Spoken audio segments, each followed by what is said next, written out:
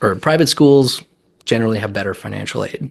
So it can flip a 20,000 versus 50,000 situation to a, once you go through financial aid, to maybe a 17,000 versus 20,000.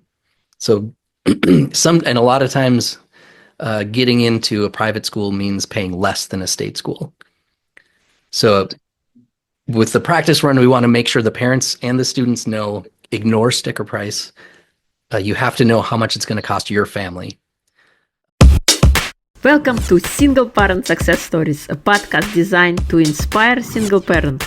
Here you'll find resources from self-care to finances to parenting and everything in between. Discover what it takes to thrive. Let the stories inspire you to what is possible.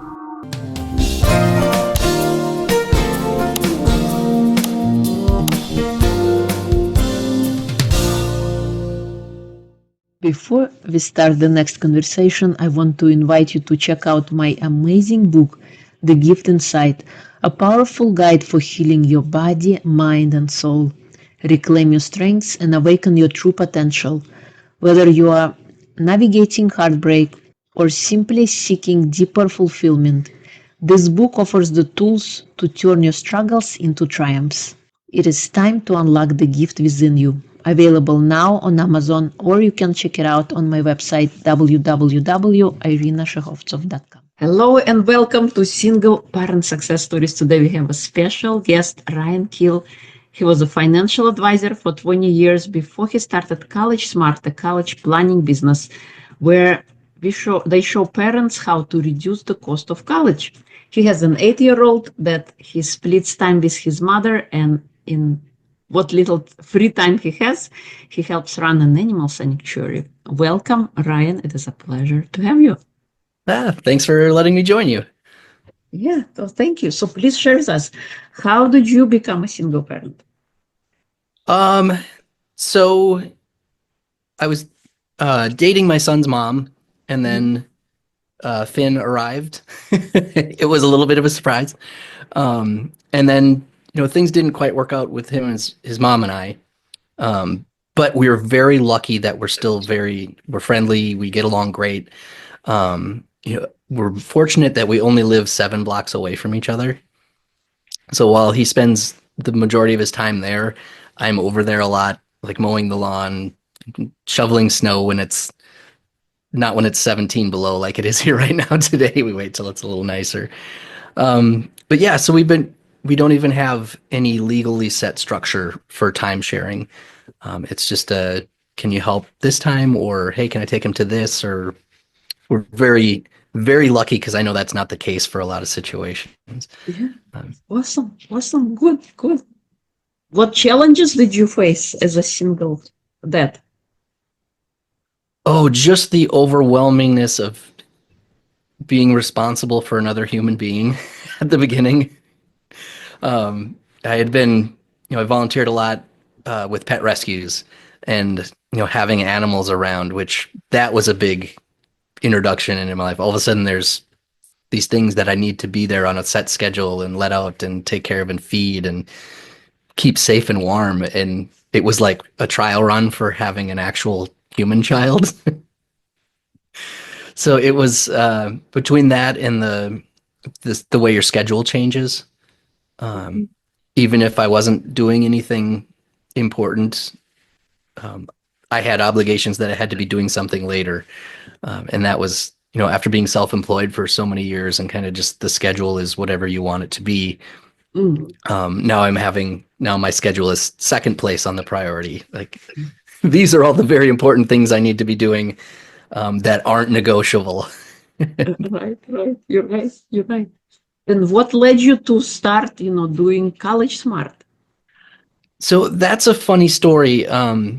So I was a financial advisor for a long time, and I loved that because I could help people, and I like the puzzle aspect of it, of helping figure out what they wanted to do, sharing what I know about investing. And it was one of those nights where you're reading an article online, and then you click a link, and then another article, and then click a link, and you go down this rabbit hole, and this article popped up, and it was specifically written for financial advisors, but it was explaining saving for college. And it listed like the main three or four ways that we would do that. Like, whether it's a 529 plan or just saving, putting money in a savings account. But what was different about this is it explained what happened to financial aid when you used each of those routes because it was a little bit different. And I had been an advisor for 10 years at that point, and I had never seen anything like this. Because the whole investment world looks at it as a savings issue, and that's it. Like the problem is, college is really expensive now. The solution is you just need more money. And how we did that was you give us some, we'll invest, and then we'll give you a little more later. And that I found that was okay for some people who could afford to start putting away a lot of money. But for the majority of people I knew who, I always wanted to help the people I know, um, they just weren't in a position to be able to do that. So the advice was so narrow for such a small group of people. Like, there's got to be something more to it. Like, is this all we can do? And then the more I learned about it, which wasn't easy because this was back when AOL was popular. So even the internet was pretty young. There was no resources I could go online and find stuff like this. And the colleges that taught people for like their CFP designation and taught financial advisors, those things, they had no idea what I was talking about when I called them. So it was going to Barnes and Noble and reading, going old school research and just reading a bunch of books. And I finally hit the point where I knew enough that I could help people pay less for college instead of having them, give me money to invest. That was just a much better use of everybody's time and money.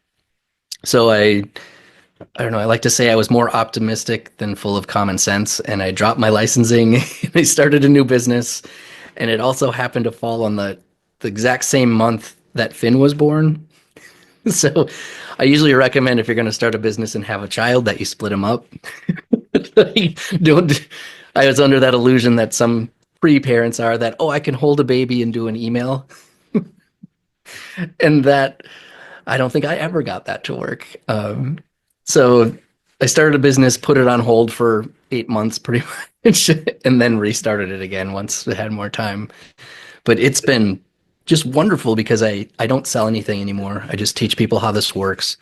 And I know, just I've been a stickler for like being truthful about everything. I don't like weird marketing, like using fear of missing out to get somebody to buy something, and just it gives me the ick. So I found a spot where I can just be really helpful. I love what I do. I love how I do it, and my biggest hurdle is people just don't know it exists, that this type of help is out there. So I'm just trying to spread the word um, and then save animals on the side. That's awesome. I love that. And you're so right. Sometimes we don't know, if I quote. What do you say about 520? What's your opinion on 529 college plans? Oh, they're helpful.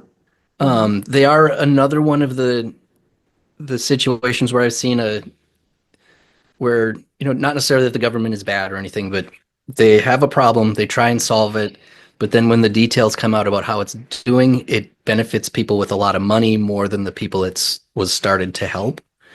Um, but they can be really good, especially in states where you get tax benefits. And like in North Dakota, we're very lucky. They don't care how long you have your money in the 529. And for people who don't know, it's a special investment account that you put money in, and then anything you make inside, if you use it to pay for qualified higher education expenses, you don't pay taxes on it. So it's really cool if you can afford to start putting money into it. Like in North Dakota, you can put money in, take it out the next day, and get your tax benefits. They don't have like a holding period. So sometimes just jumping through a hoop can save you a little money that can maybe help you pay for college. Mhm.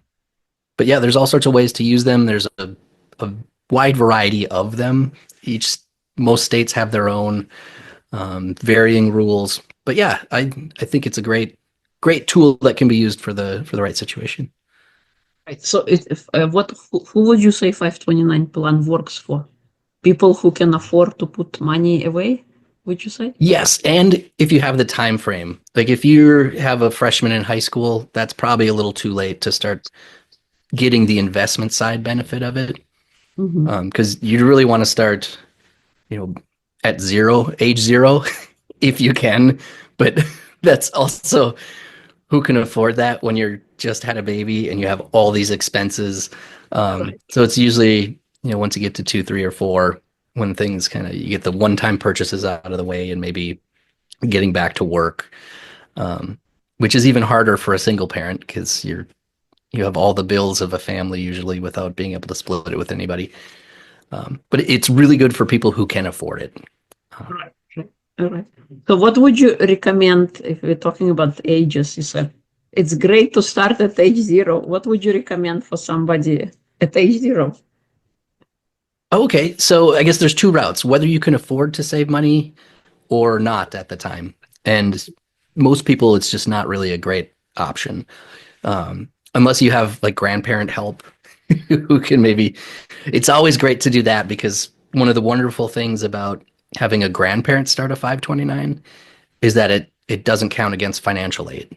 There are some new changes that started last year, some bad changes, but this is one of those great ones where if you can save money, or if your grandparents or an uncle or anybody else open a 529 that's not in the parent's name, and it won't hurt you down the road at all. So it's a really cool opportunity there. Um, if you can't afford to start saving, that's okay too. There's a lot of things you can do, just helping raise your kid uh, in an exciting way, I like to call it. Like if you can keep them interested, get them interested in learning and show them that it can be fun. I have a fun example. Finn and I, we don't do it every day. I wish we did, but we have a weird question of the day.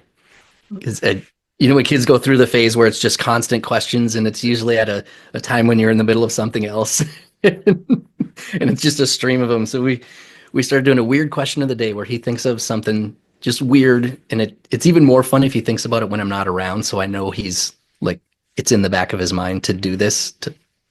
And he'll come up to me and he'll say, "Okay, my question for today is," and then he'll ask it, and then he'll laugh because it's usually weird and fun. And then we hop on Google. And we're like, I don't know the answer to that, but I want to show him that I get excited about learning too. So I'm like, yeah, let's hop on. We look it up and we learn a little bit and we laugh because sometimes it's about farts, sometimes it's about something you read in a magazine, and it's just this wide variety of stuff. So I get to learn stuff, and showing him that learning is fun. And then along that same line, reading. If you can get your kids to enjoy reading, finding topics that they like, not making it like a chore or almost a punishment. Sometimes it's you have to do 2 hours or an hour of reading a day if they don't like it. And I think the struggle is just finding topics that they like, and that's an advantage the kids have now over when I was little. My dad got me into comic books, me and my brother. That was just our can't remember if it was Wednesday or Thursday, new comic books would come out, and we'd go to the store and we'd get to shop around and find our usual ones, and it was really cool. And nowadays, there's so many more options. Like you can pick a topic like volleyball, and I would have never seen a comic book or a graphic novel about volleyball when I was a kid, but now there's multiple ones. Um, so getting them turn them into a lifelong learner and a lifelong reader are you know, huge for college, but I think even looking at it from the college perspective is small. Like that's huge for just being a good, more happier human. Like if you can go through life curious, encourage being curious and asking questions, celebrate it, like the weird question of the day, like that is the weirdest one yet, and give them a high five. I'm like, I love it. And I have a great free resource for that. If the parents aren't familiar with comic books, and even those who are sometimes don't know, there's a free comic book day every year. It's the first Saturday in May. And a lot of comic book stores will, they probably have between 20 and 30 comic books that are there for free. So it's usually a big event at the comic book store. People dress up sometimes as in costumes, and you can go in and they'll have different rules. Sometimes, oh, you can pick five of all of these, and then you let your kid pick which ones they might be interested in. Hopefully, they'll find one or two that they like that they want to keep reading. But it can be a really fun way to maybe get someone who's borderline, doesn't enjoy it, or doesn't enjoy it at all. Try this, see if you can find a topic that's interesting. And actually, there's another free resource, and I love this one. It's actually a comic book for parents called Raising a Reader, and it teaches parents what kids learn when they're reading a comic book or a graphic novel. So, like the science behind reading a small block of text, along with the facial feature, or like what's the character doing or what's going on in the background, and it shows how educational stuff that can be, and I get really nerdy about that. I'm a big fan of Free Comic Book Day, so I'm always giving out that comic book, and you can download it free online if you wanted to check it out through the Comic Book Legal Defense Fund. Uh, yeah, so turning things fun, getting them to read, getting them to like learning. That's a kind of the big stuff for that younger age group. And then once you kind of get into more elementary school, it's still a lot of that, keep interested, but then it gets to be a little more work for the parent, which can be tough with time constraints and everything, but be as involved as you can in their school. Talking to their parent or their teachers. It's real important just to make sure they're not falling behind, because that can be kind of a stealthy thing that you don't realize. And with schools, you have to fall so far behind before there's extra help for you. So there's like that gap of doing really well, doing well, struggling, and you have to struggle so much before it rings the bells and sets the alarms off and there's extra help. So staying on top of that, and again, that can show them that learning is important and it can be hopefully fun. So that's kind of the elementary time area. And then once you get a little older, um, junior high age or that middle school, then you can start having maybe even the college conversations about future or different types of routes they could take, because college isn't for everybody. There's always the option of college or a trade school, or you might just find something really cool that they love doing and can find a job right away. Or, there's always the military route, and then they can send you to college. So having those conversations, but trying to keep it fun. Most kids, most adults don't really know what they want to do for the rest of their lives. And, even with me, every 10 or 12 years, I've noticed what I really enjoy kind of changes a little bit, or what I'm interested in. And that can be one of the really big benefits of a college education. Like, you don't have to know what you want to do the rest of your life. And I think it's silly that we try and get kids to figure that out at 18. Just figure out what you like now. And it's always the Venn diagram in my head of what you're good at and what you enjoy, where those overlap. Like, look in there and just explore. Um, and then if you get that degree, and this is something called skill scaffolding, which I just love the concept of this, it being more of a generalist rather than a specialist, where you learn those skills from your degree, you get that first job kind of in that area, and then you learn skills from that job. Obviously, you're going to be learning more and expanding your skill set. Then it gives you the opportunity to kind of direct your career a little more. Whereas what you learn and what you like changes, you can find another job that would build on that. And then you take those skills and you build more. And ideally, it gives you the opportunity to have more control. So you're not kind of just stuck in the one position without any upward mobility, because that happens a lot. Like, businesses just aren't built for that a lot of the time. But the side benefits are what I love about that. The people later in life who had that control and, liked learning, scaffolded their skills, had control of where their careers were going. They're healthier, they're happier, their relationships are better. They even make more money than a lot of the specialists who kind of picked that one job out of the gate and did that. Unless you're like a heart surgeon or something, it's hard to beat the income on something like that. But I like to show kids that, just start here and then let you be in control of where your life goes after that, because it could be a fun, wild ride. A lot of the jobs that these kids are going to have don't exist yet. So don't stress about it. Like, stress is like the most common but unhelpful thing when it comes to kids and thinking about college. Like, oh, I've got to pick a major, I've got to pick where to go. I have no idea how much it's going to cost because cost transparency is so poor. You see a sticker price, but you don't know exactly how much it'll cost you until you get the financial aid offers. Um, so yeah, being curious, it kind of goes back to, and learning and just being open to that process. Yeah, thank you. You made very great points, yeah, for all the age ranges, but I think the most important is to stay curious, because I think oftentimes what happens when we go through school, a level of curiosity goes down. There was actually a study that kids entering have a 95% curiosity, and when they exit, they're only 5%. And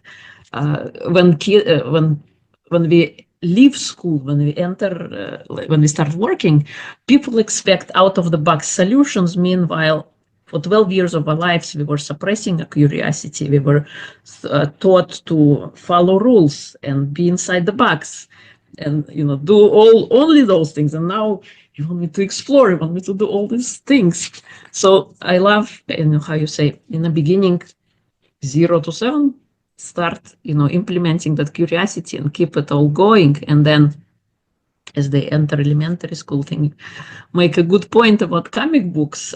Yeah, it's difficult sometimes for kids and for us to find what is that great topic is of conversation. With my son also, he's 10.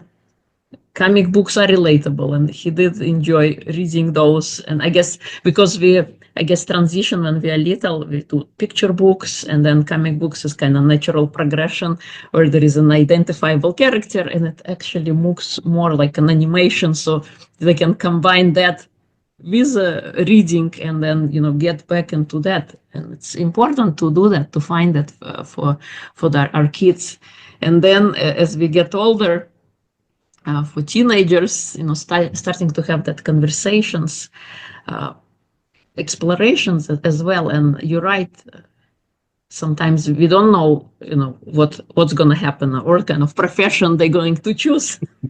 I Right. think it comes from the old paradigm or of how, you go to school, you learn this one thing, and then you do that one thing for the rest of your life. And what we've seen in the last decade or last, I guess, 20 years, that it does not necessarily have to be true, because we as humans constantly change. Every 6 months, we can change our values, we can change our beliefs. And what used to give us fulfillment no longer does. Maybe we will outlive that particular set of skills or particular set of a workplace that we got to switch. And it's silly to think that our kids know that at 18, but like, how do you switch that? How do you go, I guess, opening that up, that you don't have to know. You just be curious. Curiosity is important. And what makes you feel alive? What are you passionate about? What do you love doing? So that you can just start, take that first step, and see where it takes you. Yeah. And it's really interesting for me to think, when I was really little, when I was like Finn's age and younger, when my parents, before they got divorced, would have their groups of friends over, whenever, it didn't happen very often, but whenever somebody had a new job, it was always because they got fired from their last job and they had to find something new. And that, from my perspective as a kid, and so anytime I heard of a job change, it was like a negative, like, oh, I'm sorry, you had to change jobs. And it's like the opposite now. When I look at careers and my friends changing jobs. And a good example, I tried this once. I wish I would do it more. It was a presentation at a high school. So it was after after hours. So it was parents and high school kids. And I asked the parents to raise their hand if they've had like 3 jobs in their career. And then we kept going up and up, and we got to like 10 jobs, and there were still, you know, quite a few hands up. Mhm. And because I wanted to get the point across that this is not your forever job. no matter what the older generations tell you about like being loyal to your business, like your employer and all this stuff that doesn't really exist anymore. And then the question that I loved, I threw in at the end. I'm like, okay, for all of you who had multiple jobs, the biggest raise you ever got in your entire life, was that staying at your same employer, or was it going to a new one? And it was almost 100% going to a new job. So also I wanted to show them it's a positive. If you have, if you're doing that skill scaffolding and then you find a new job that's better, it's not a bad thing to be switching jobs. Maybe a specialist knows more about the details on that, like how often, and you don't want to maybe be doing it every 6 months, but it's just a progression that'll almost always be a good move for you if you're the one initiating it. So it was a really cool experiment to see, and kind of, and even to get the parents to realize that, because I think they are sometimes stuck in the old school mentality of, what's your major going to be? What are you going to do when you grow up? It's so frustrating to hear that question. I wish we could rephrase it to, what's your first step going to be? Or where are you going to start? Or what do you I have think plans of doing this and then maybe saying that takes the pressure off. It's like I don't have right. to make a decision that I'm going to regret for the rest of my life. I'm simply making a first step in the direction of my life. Yeah. And we'll see where it goes. Right. And that's, you just mentioned a very important part. When I'm working with families to try and, we do what I call a college practice run for everybody. And it doesn't matter how old your student is. It can be a newborn or a senior in high school. We take you through the process of picking a school and looking at how much it's going to cost. So we look at your family and your finances. We run you through that FAFSA formula, the free application for federal student aid. And then we run you through the specific financial aid at like 5 different schools. So we'll pick like an in-state, out-of-state, 2 privates, and then like I throw in Harvard just for one really expensive one.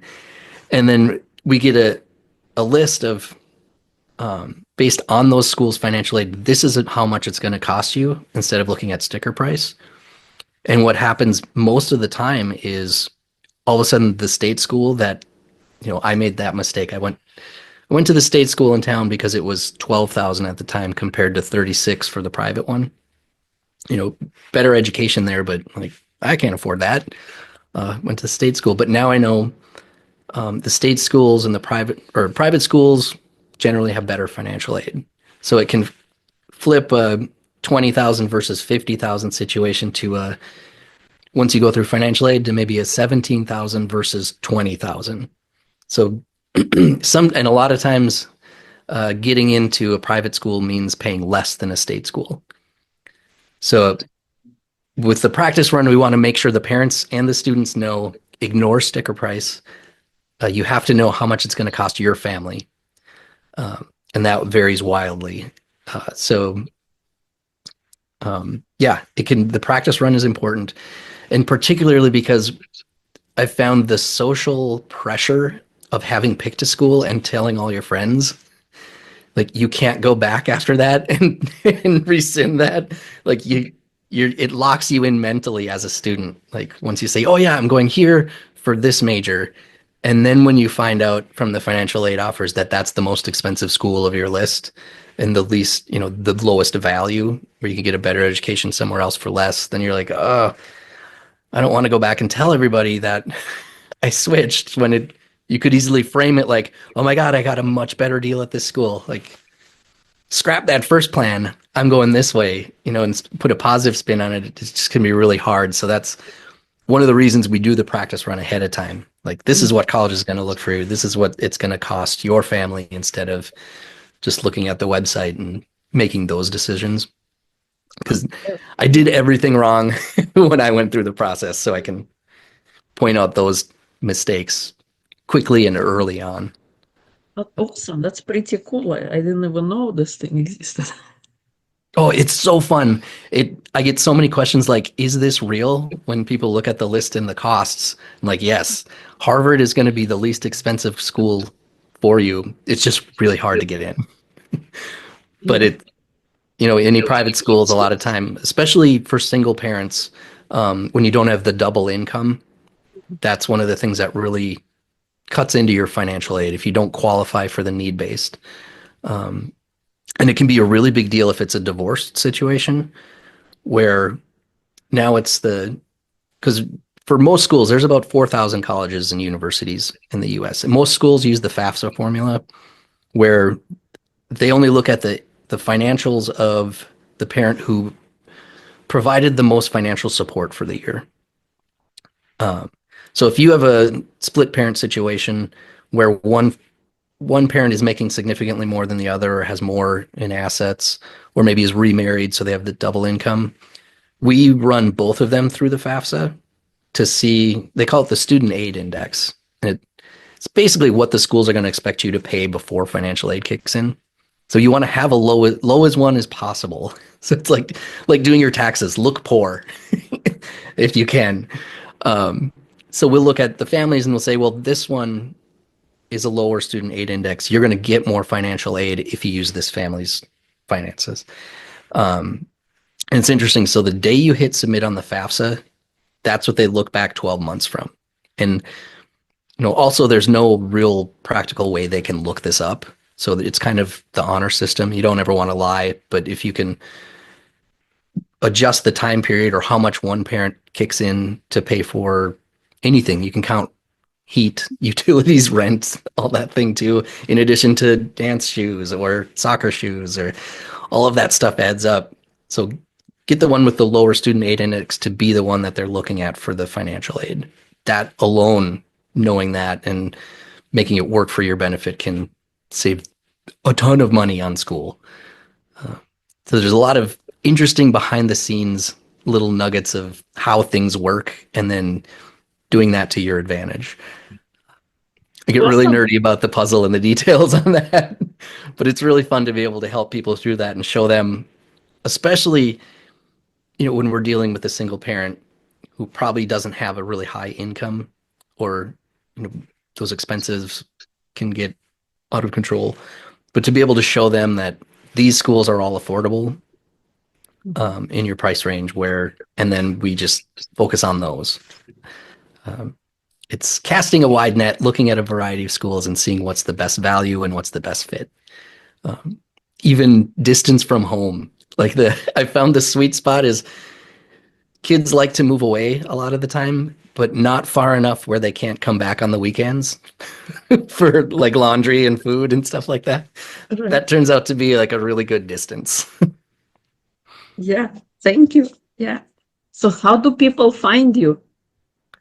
Oh, And what kind of services do you offer? Do you speak at schools or do actually parents reach out to you? it's a little bit of both. So I work a lot with individual parents and families, mostly out of the state. So I work with people all over the country. And then I do work with schools, putting together programs to educate parents and students on how all of this works before they get to senior year. So the goal is to start early. Like if senior year is really, really late stage planning, if you can really start digging in freshman year of high school. And it doesn't need to involve the student as much then. You don't need to stress them out about it. You can slowly ramp up that stress for them. But you can check out my website, gocollegesmart.com. We actually have it's a free report called the College Money Report, where you can do that first step that I was talking about, where you run yourself through the FAFSA formula, and then you can pick 3 different schools to run through their individual financial aid. So I always suggest if you do that report to do a local, like an in-state school, one private school, and then just throw Harvard on there so you can see the contrast of an expensive one.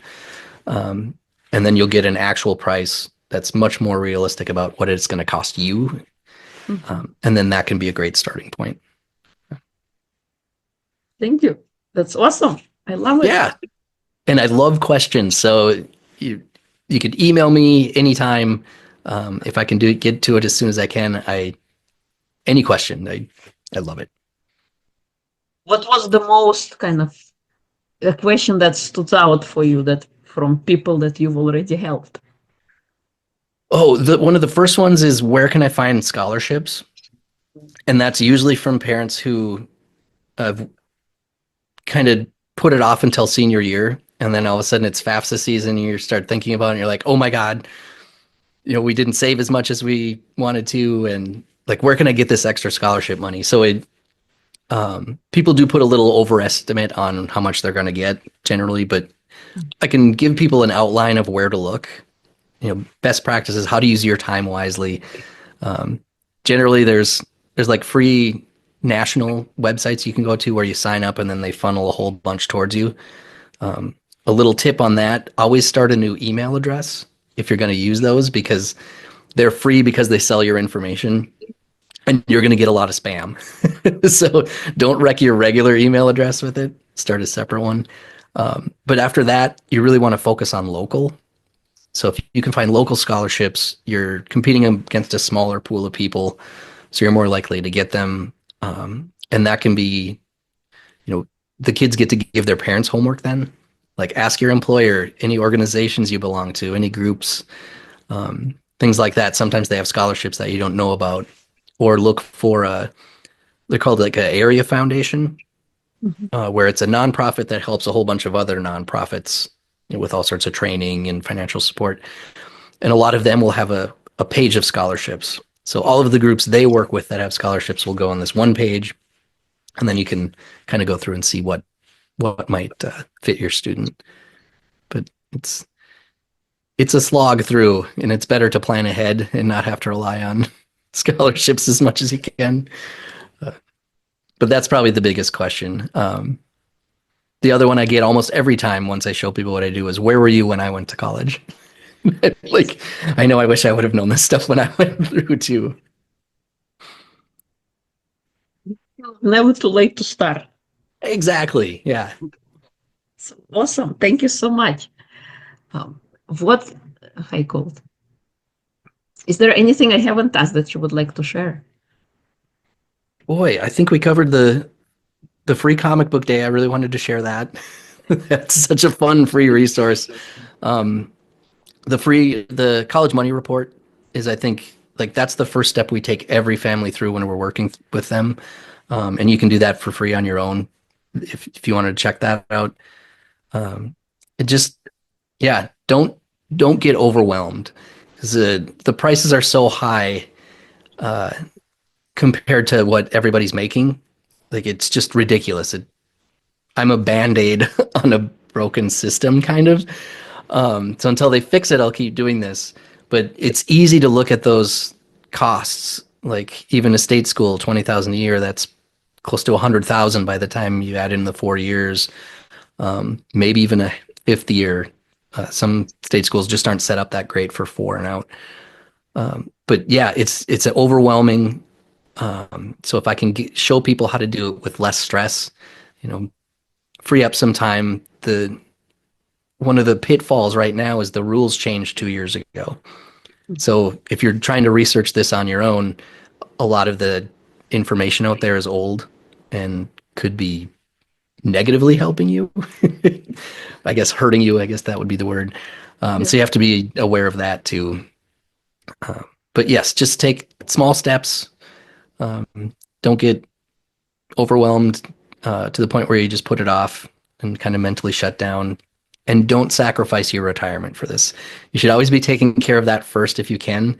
Because I like to say, you've got 2 options. You can have your student move in with you after they graduate to save money, or you can move in with them after you retire to save money. Like, which one would you rather do? So it's Always the trade-off. right. Yeah. So make sure you don't sacrifice too much. Everybody wants to sacrifice for their kids, or to some extent, but take care of yourself. Self-care is good. Yes, you're so right. If people would like to connect with you, learn more about you, where would they go? Our website, gocollegesmart.com. That's where you can get that free report. Or you can check us out on Facebook. I do a lot of posting there. College Smart, it's the name of the business. Info at Go College Smart if you wanted to send me an email. I love to do, quick informal meetings if you wanted to just learn more about what we do. Yeah. Awesome. Thank you. Thank you so much. We'll include everything in episode notes. I love the work you do, and you opening up, how you call, parents' eyes. And, I think it's so important not to get overwhelmed, just like you say, and have the information in front of you before you start jumping to conclusions. Thank you for offering your service and making life of parents easier and kids. Yeah, thank you for having the podcast. It's been really fun to watch some of those episodes. Thank Very you. helpful. I love it. Thank you.